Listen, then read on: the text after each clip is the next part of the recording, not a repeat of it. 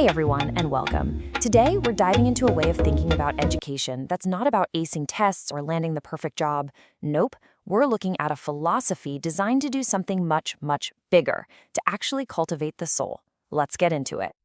I mean, think about it for a second. What is school for? Is it all about getting a good job, making good grades, becoming a, productive member of society?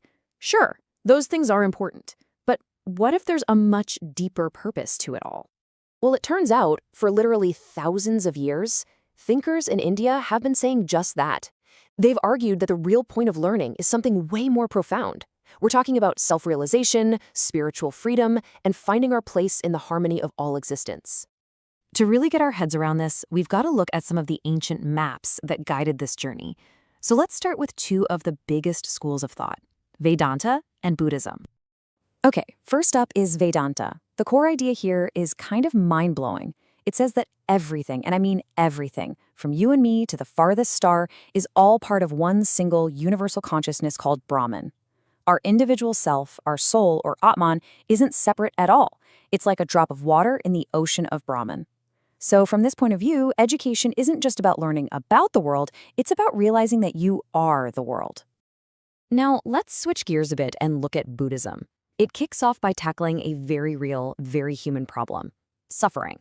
The famous Four Noble Truths are basically a diagnosis of why we suffer, and a lot of it comes down to ignorance and being attached to things that don't last. The Eightfold Path, then, is like the curriculum, the step-by-step guide to overcoming that suffering and finding true, lasting peace. And this table really lays it all out nicely. You can see Vedanta is aiming for moksha, or spiritual enlightenment, and the path there is through things like scriptures and philosophy, with the teacher acting as a spiritual guide, a guru. On the other hand, Buddhism's goal is nirvana, the end of suffering. The curriculum is more about ethics, logic, and psychology, and the teacher is more of a compassionate guide. So, different paths for sure, but you'll notice both are fundamentally journeys of self-discovery. Okay, this all sounds incredibly deep, right? But it also sounds, well, ancient. So that brings up a huge question. How on earth do you take these really big spiritual goals and turn them into something that works in a classroom today, with a curriculum and actual students? Well, in the 20th century, two absolute visionaries did exactly that. They took these foundational ideas and spun them into practical, honestly revolutionary models for education. Let's talk about Mahatma Gandhi and Rabindranath Tagore. So first, we've got Mahatma Gandhi and his concept called Nai Talim, which pretty much means basic education. Gandhi looked around and saw an education system that was totally disconnected from the real lives of everyday people, and his solution was both radical and incredibly down-to-earth. Now, Gandhi's method wasn't just about learning a trade. The genius of it was to put a practical craft like weaving or pottery right at the center of all learning. From that one craft, a student would learn everything: math, science, history, you name it. The goal wasn't just to make a nice pot.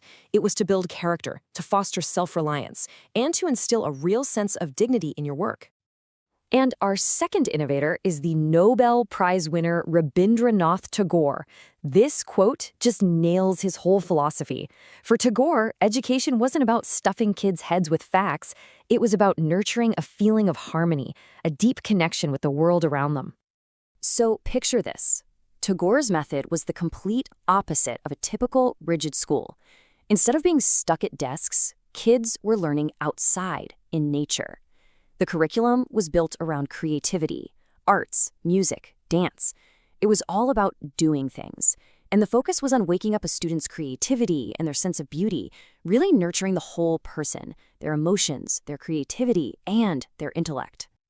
So we've looked at ancient philosophy and modern applications, and they seem pretty different, right?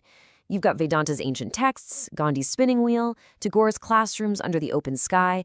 But believe it or not, there is a powerful common thread that weaves through all of them. Whether we're talking about the ancient quest for moksha or the modern push for self-reliance and creativity, there is one single core principle that sits right at the heart of this entire tradition. And that principle is holistic development.